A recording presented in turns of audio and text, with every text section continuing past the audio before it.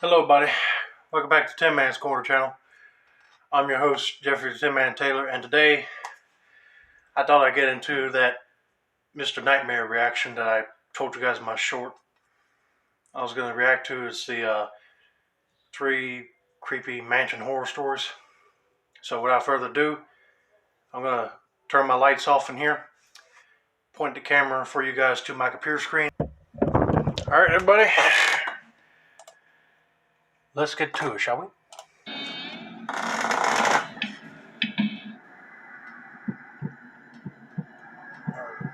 Story number one. There's this abandoned mansion in Toronto that came up in a group chat among my friends. Okay. We saw pictures of it through a mutual friend who had recently gone to explore there. It looked immaculate based on the pictures, and we were intrigued to go check it out. Hey, if I was one of his friends, I would be intrigued to check it out too if I was able to fly out there to Canada. It was 10 miles north from us, so the drive wasn't bad. The mansion sat on a big open grass plain, with pine trees and other foliage surrounding the perimeter of the property, acting as a natural fence or just a wall of privacy from the outside. My friends, who I'll call Chad and Brad for this story, followed close behind me as I led the way up the large gravel driveway towards the front of the unfinished house. By the looks of it, construction on the structure had been abandoned when it was near completion, as the outside foundation seemed to be finished. Is that always the case, folks? Developers run out of money and then they just leave it there to be abandoned and then they tear it down for something else. Be like, that's a waste of money. A mutual friend who found out about the place had told us that he hopped through a back window that was left unlocked, so that's what we looked for. The unlocked window turned out to be in the kitchen, right over the counter, so one at a time we squeezed through the window, crawling out to the counter and then down to the ground. First impressions in the kitchen, almost immaculate, minus a few of the cabinet doors sprawled out on the floor as if they had yet to be installed, and just things like sheetrock boards laying around. But everything seemed new, and it was a shame the construction was abandoned.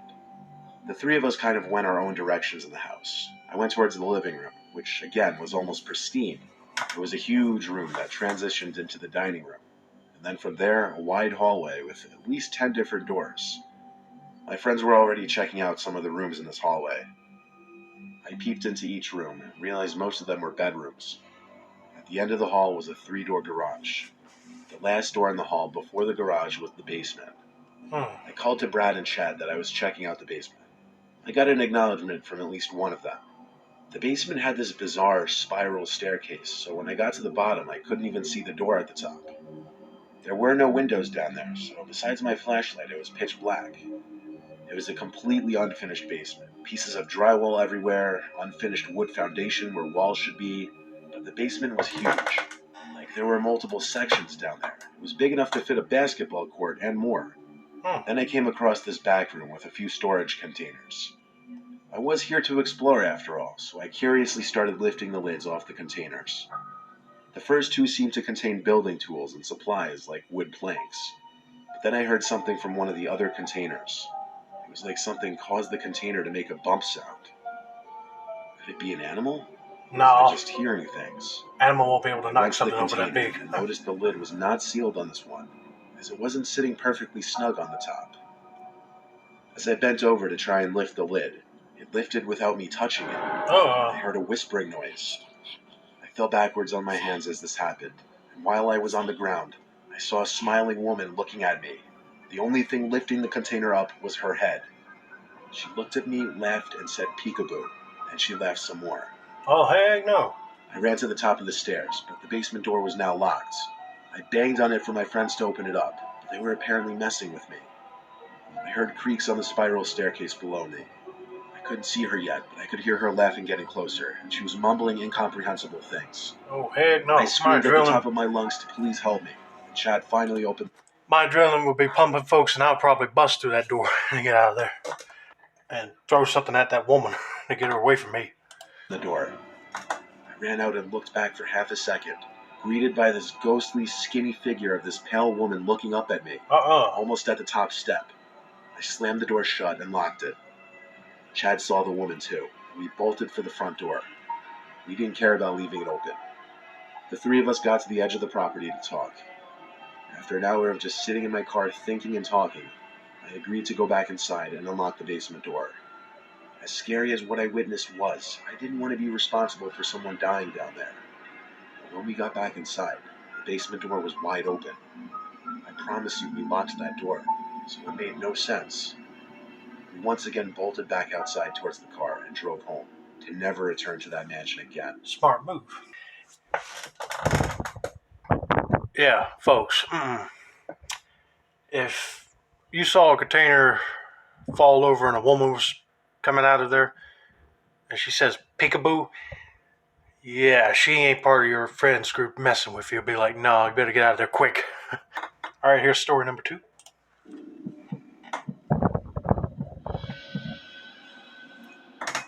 When I was a very young kid, we lived in an upper middle class neighborhood.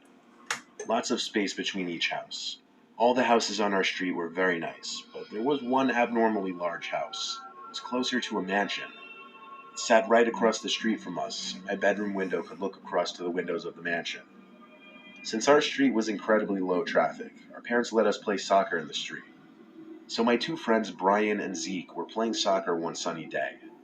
It was usually just the 3 of us, so we had this kind of free-for-all version of soccer that we made up. This neighborhood looks Eventually nice. the ball was kicked onto the property of the mansion, so I ran over to get it. When I picked up the ball, I looked at all the windows to see if the house owner was possibly witnessing me on his property. But at one of the top windows was a young boy who looked to be about our age. I hurried off the property and back to my friends. I asked them if they had ever seen the kid who lives in that mansion. They hadn't. The second time I looked back at the window, the boy was no longer there.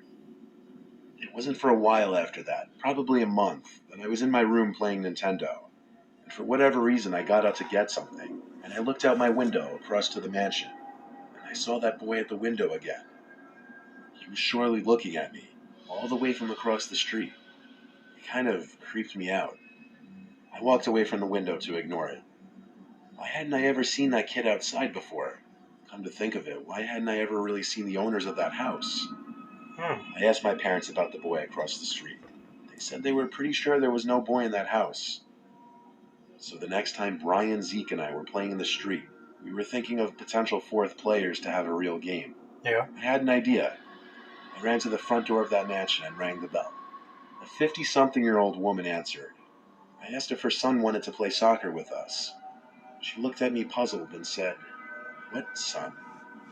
I replied, "The boy who was always at the upstairs window." I can't describe the look on her face besides shock and fear. She asked me what the boy looked like, and after my best description, a tear rolled down her cheek, and she put her hands over her mouth. She brought me upstairs to the room where I kept seeing the boy. It was a boy's bedroom. She showed me a picture of a kid, and asked me if this was the boy I was seeing, and I said yes. She told me that was her 8-year-old son, Charlie, who died 10 years ago. Oh. That woman living there had been alone ever since she lost her son and husband. She believed what I said because I nor my parents would have ever had any way of knowing about her son. She didn't tell me or my parents what happened to her husband or son. As sad as this all was, it was still horrifying. There was one other time I saw the boy. I was in my room, months later, and I looked out my window to the woman's mansion across the street.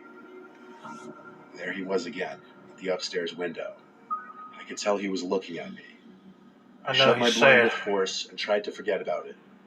It still sends shivers up my spine when I think back on it. Yeah, it would shiver my spine a little bit.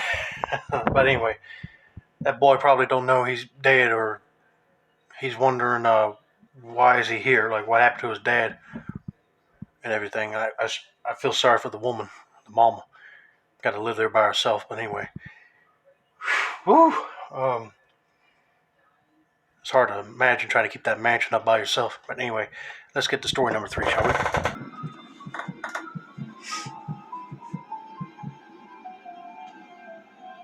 I was once hired to house sit for a friend of a family friend who was going away. Now that's for a nice mansion. In this case, I should call it mansion sit because the family was absolutely loaded, and the mansion sat on the rich side of town in front of a huge lake. I was 21, and it just seemed like a cool job to have for a week. The family's one rule was to throw no parties and no more than 2 guests at any time, which even that I thought was generous of them. The father's name was Benjamin, and that's the only name you'll need to know. Ben left me a list of things to keep track of every night, which included feeding the 2 cats and 2 parrots, watering the plants, among other things that really won't contribute to the story. The house was a half hour from home, so instead of just driving there and back every day, I opted to just sleep in one of the guest bedrooms, which they offered to me after all. The first day there, I got there very late, so it was a short one that got me kind of warmed up Almost like Taj Mahal a little bit. for what to expect the week ahead of me. After doing the insignificant amount of morning chores, I hopped in the pool they had in the backyard. The pool literally overlooked a gorgeous, tranquil lake, and even with the thought of getting to enjoy this unbelievable house for a week, I was still incredibly jealous. As I was in the pool, I noticed through the giant floor-to-ceiling windows to the living room somebody walking inside. I jumped out from the pool, freaking out. I ran to grab the towel and dry myself for a second before storming inside, yelling, "Excuse me." I didn't see anyone in the living room, so I entered the kitchen, and there was a fairly large Hispanic woman who looked to be about 35 to 40. She was just standing there as if waiting for me. I asked her who she was and why she was here while trying to keep myself composed and confident. Yeah, it'll be like, you're the only one there, house sitting. Why would this person be there? You know what I'm saying? She said in a thick accent that she was the maid who came every day to clean the floors and stuff. She introduced herself as Eliza. I instantly felt a sense of relief and introduced myself as Mike, the guy who was house sitting for the week.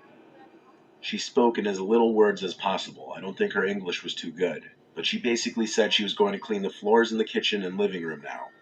I said that was completely fine and let her do her thing. I asked her how she got in the house, and she said she had her own copy of the key. So that was that. I went back out to the pool for a little longer to let her do her thing. When I got out from the pool, I dried up and took a shower. After my shower, I fed the animals again. The parrots were easier than the cats, surprisingly. I didn't see the maid again, but I didn't really want to get in her way and have awkward small talk with someone who could barely speak English anyway. I had a couple friends over that night because everyone was eager to see the place, but I respected their rules of only 2 guests at a time.